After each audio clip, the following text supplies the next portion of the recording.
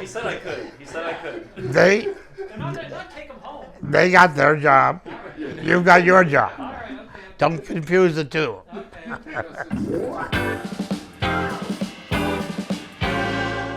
This is Paul Schrader at my apartment in New York City with the people from Poster Tati and the people from Mubi. And I presume we're going to talk a little bit about film posters. Well, I used to have a lot of posters. I lived in Los Angeles about 15 years, and it was a habitué of Larry Edmunds' workshop. And you could get a lot of very fabulous posters at rock bottom prices. And I had all kinds of them, as did Scorsese. I did a film, I knew Eiko Ishioka, and she was a designer for Isetan in Tokyo. And she did uncommissioned, unannounced,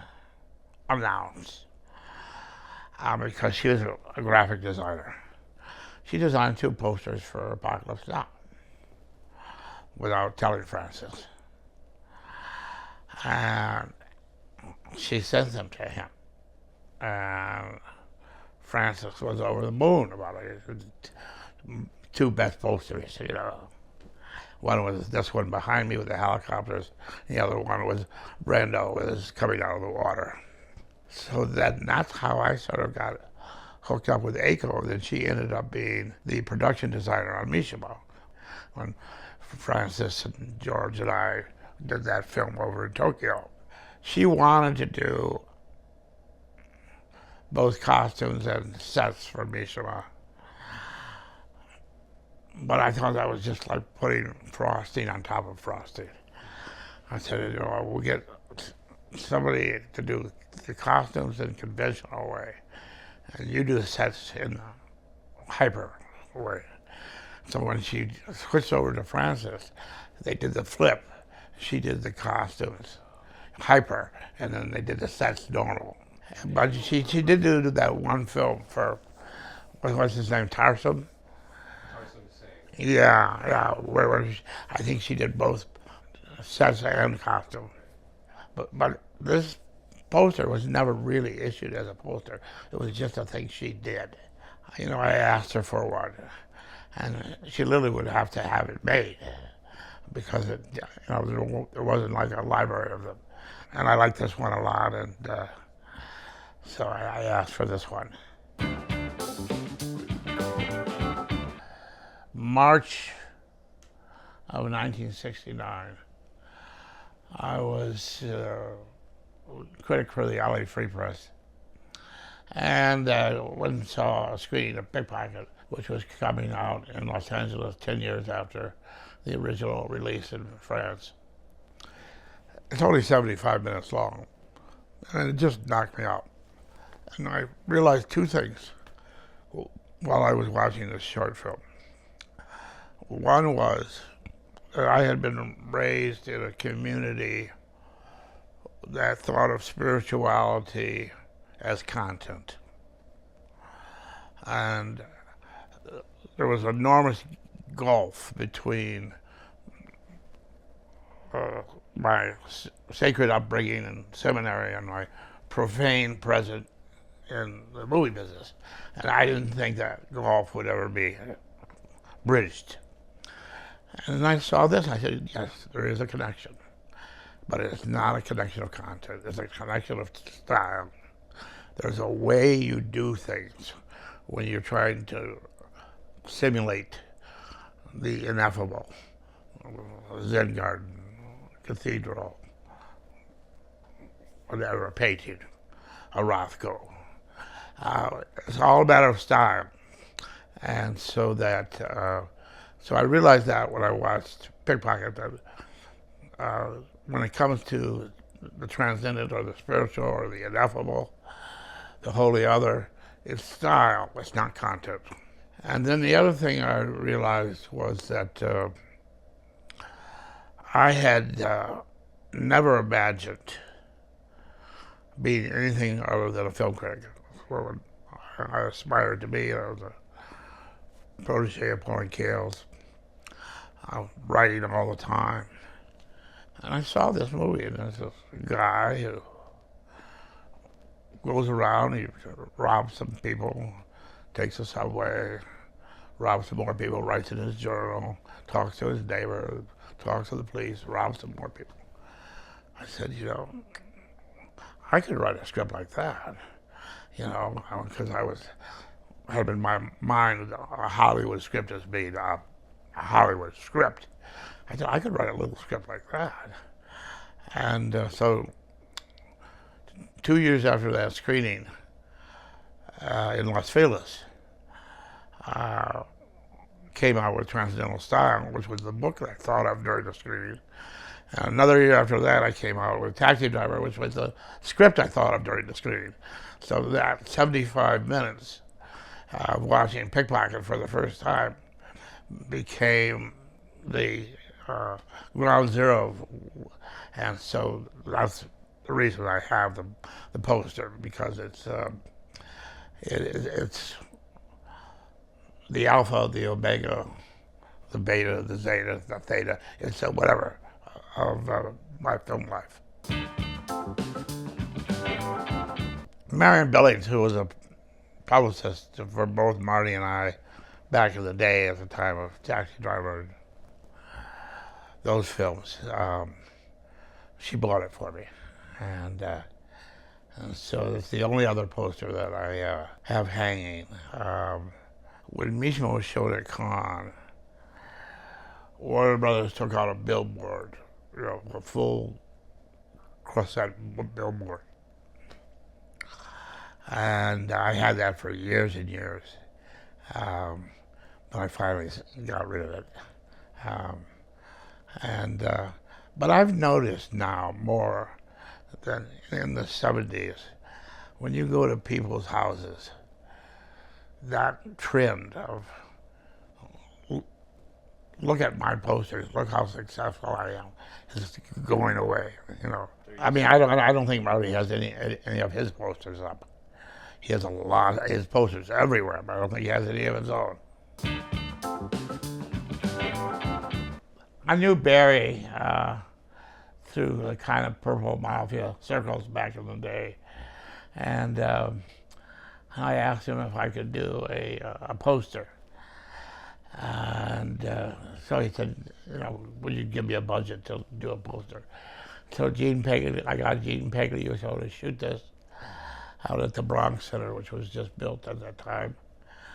And then Paul Jasmine, who was a good friend of mine, is a good friend of mine, still alive, good friend of Barry's. He overpainted things. Did you find that? Nope. He overpainted things with a kind of a brush. So he did a very famous one of Barry Berenson, which he did, it's gorgeous. And he would do these. So I got him to do it. And so here's a picture, you can close in on this. Here he's doing it.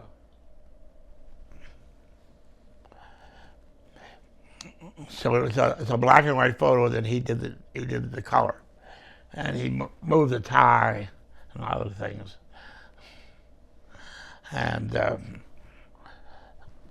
so then we had the meeting at Paramount, and the marketing department came up with all these ad campaigns. And I knew they were going to be terrible. And you know, one of them was the Gere character as a hood ornament on a Rolls Royce. I'm not joking.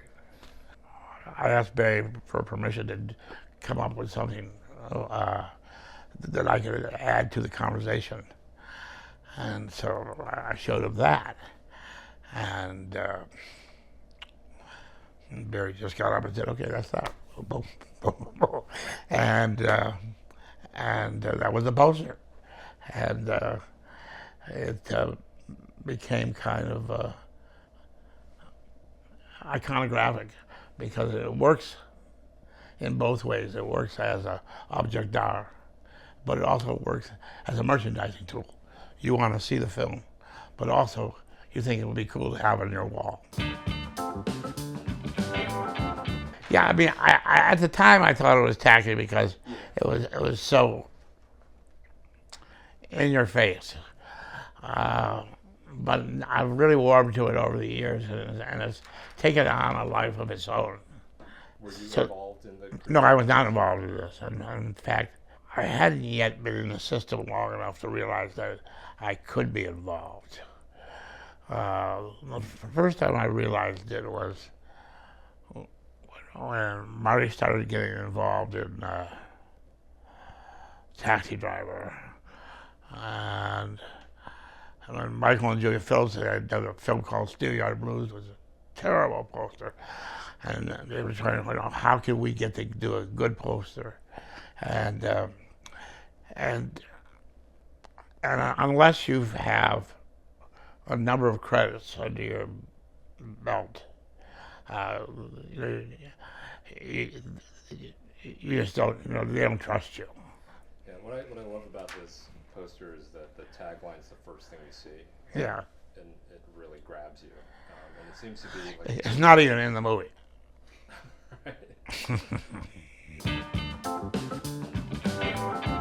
There's two taxi drivers.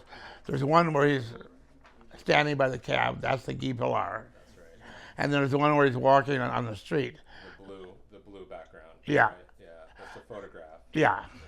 But the one that Marty Pilar had just done a book of stuff, and Marty had commissioned him. This is the Guy Pilar. And we loved his book, so Marty got him to do it. And so there again was a case where you had a director who went outside the system, tracked down an artist, had an artist do a poster. Because there's no way that Columbia Marketing Department is going to come up with that poster. The most you can ever ask as a director is say, can I take a shot?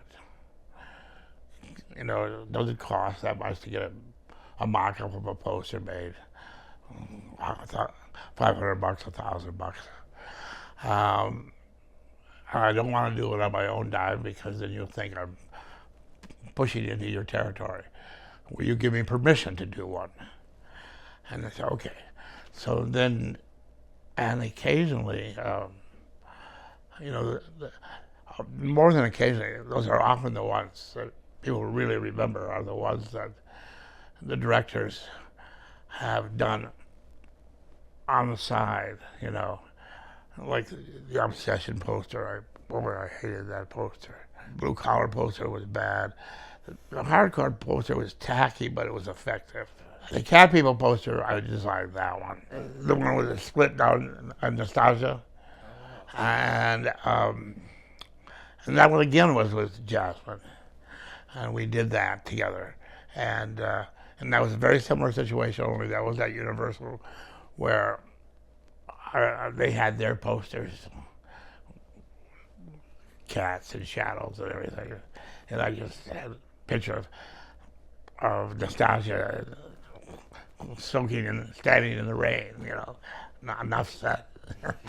The problem with posters is they try to tell you too much. Everybody's head in there, you get these foreheads, and then somebody has to have a gun. And then you have to have some kind of backdrop, as it's Los Angeles or New York. And the great posters are extremely simple. Serpico, Godfather, just an image that you remember. It's always fun to talk about movies, posters. Fortunately, my friend David Lynch just passed. It's too bad you didn't do it with David. That would have been very interesting to hear, because he always had such a peculiar take on everything, and he had good posters too. But you should do Marty. Could you text him for us, Ben? Sure, yeah.